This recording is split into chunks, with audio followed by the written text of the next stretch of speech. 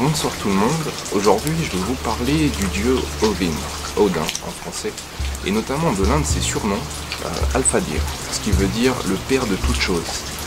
Donc certains y voient un syncrétisme entre le dieu unique des chrétiens et le dieu principal de la mythologie germanique, Odin, mais en fait vous verrez au cours de cette vidéo qu'il n'en est rien et que ce concept de père de toutes choses est bel et bien païen. Mais alors ce père de toutes choses, qui à première vue sonne un petit peu chrétien, quelle signification il a en vérité? Alors pour le découvrir, il faut remonter un petit peu dans le temps et aller chercher dans l'Antiquité, et grecque notamment, avec Héraclite qui nous dit « le combat est le père de toutes choses ». Et le célèbre philosophe d'Éphèse rajoute qu'il fait apparaître les uns comme dieux, les autres comme hommes, et qu'il fait les uns libres et les autres esclaves. Ce qui peut expliquer ce qu'il faisait dire à Tacite à propos des Germains, puisque, je le rappelle, Odin est un dieu qui est commun à l'ensemble des peuples dits germaniques, puisque c'était le Wodanas des Germains de l'Antiquité. Et Tacite disait donc des Germains qu'ils détestaient la paix, puisque donc on se rend compte que ce père de toutes choses est en fait le combat, la guerre, le combat. Puisqu'à cette époque, la vie elle-même est un combat en fait. Aujourd'hui, on vit dans la sécurité, dans l'abondance, mais à cette époque, c'était totalement différent bien sûr. La vie elle-même était un combat, et le combat était partout dans la nature qui pouvait être observé de tout le monde. Par exemple, les cerfs qui se battent pendant le rut, ou alors encore les arbres qui se battent contre le vent, ou même la mer qui se bat contre les falaises et qui les érode petit à petit. Bref, le combat est absolument partout dans la nature. Donc c'est une allégorie du combat, mais du combat victorieux, je précise. Et c'est également une allégorie du combat primordial, qui est ni plus ni moins que la naissance, puisque tout ce qui vit est né un jour. Et cette naissance elle-même est un combat en fait, puisque par exemple un oiseau doit déjà lutter pour casser, briser sa coquille, avant même de pouvoir lutter pour sa survie. Et de même pour les hommes, à cette époque-là, la naissance était quelque chose beaucoup plus dangereux. Donner la vie pour une mère a été beaucoup plus dangereux que ça ne l'est aujourd'hui. La mortalité infantile et la mortalité des mères qui donnaient la vie était extrêmement élevée par rapport à ce qu'elle est de nos jours. De là nous vient le mythe notamment du sacrifice d'Odin. Vous savez, ce mythe où Odin reste suspendu à l'arbre-monde durant 9 jours et 9 nuits, qui sont en fait simplement une métaphore pour les 9 lunes de la gestation humaine.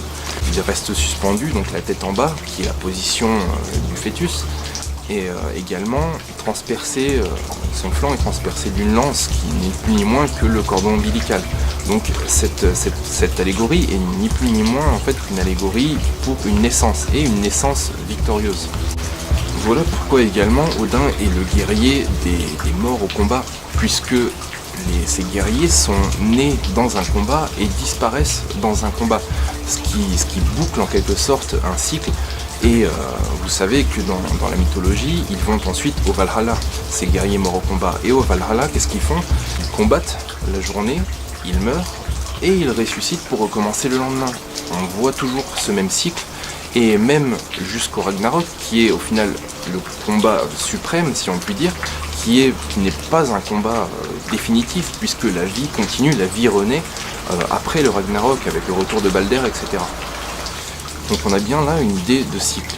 Et cette idée de cycle se retrouve également dans une perspective gnostique de ce mythe, puisque à l'issue de son sacrifice, Odin acquiert la sagesse des runes, qui sont donc le savoir, la connaissance et la mémoire.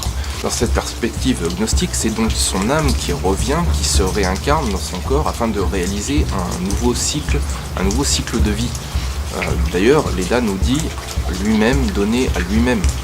Voilà donc pourquoi Odin est également le maître de la poésie, qui est, je le rappelle, à l'époque, la méthode la plus sûre de transmission du savoir et de la mémoire collective. Donc vous voyez bien qu'en fait ces fonctions ne sont pas données à Odin par hasard, et il ne s'agit pas là d'une perversion biblique, puisqu'il s'agit, on est bien loin en fait du concept de Dieu unique, créateur et omniscient. Il s'agit en fait simplement d'une allégorie représentant un concept qui est fondamental dans la vision du monde, en tout cas de nos ancêtres, et qui est observable depuis la nuit des temps. Le combat est une constante perpétuelle depuis la nuit des temps, qu'aujourd'hui on a tendance à oublier et à diaboliser surtout.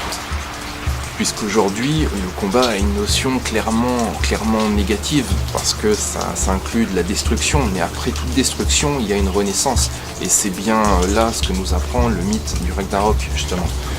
Donc voilà, j'espère que cette vidéo vous aura été instructive et que ça vous donnera un petit peu à réfléchir sur l'essence, si on peut dire, des dieux nordiques. Même si bien sûr ça fonctionne également pour tous les autres dieux européens, puisque là j'ai pris l'exemple de Odin, le dieu germanique, puisqu'il est assez connu et qu'on connaît très bien cette mythologie et qu'elle reste assez proche, on va dire, de ses origines, contrairement à la mythologie romaine. Alors les Romains rapprochaient plus Wodanaz du dieu Mercure, mais je serais plus partisan moi, de le rapprocher du Zeus Jupiter gréco-romain. Il est également associé au dieu le gaulois Lugh notamment. Donc ça fonctionne en fait avec tous ces dieux qu'on appelle un petit peu dieux principaux dans les mythologies, dans les panthéons les panthéons polythéistes européens. En conclusion, je voudrais juste dire que je reviendrai bien sûr sur tous ces concepts dans de futures vidéos. Là, il s'agissait simplement de vous offrir une sorte de premier aperçu en fait de ce qui pour moi est ma vision en tout cas du dieu Odin, notamment de ce dieu principal, et ce qui pour moi était la vision primordiale de ce dieu. Donc voilà, je voudrais remercier aussi chaleureusement tous les nouveaux abonnés. Si ce n'est pas déjà fait, je vous encourage à le faire, à laisser également un commentaire et un avis, et à partager cette vidéo si elle vous a plu. Donc voilà, je vous dis à très bientôt et merci encore une fois d'avoir regardé cette vidéo.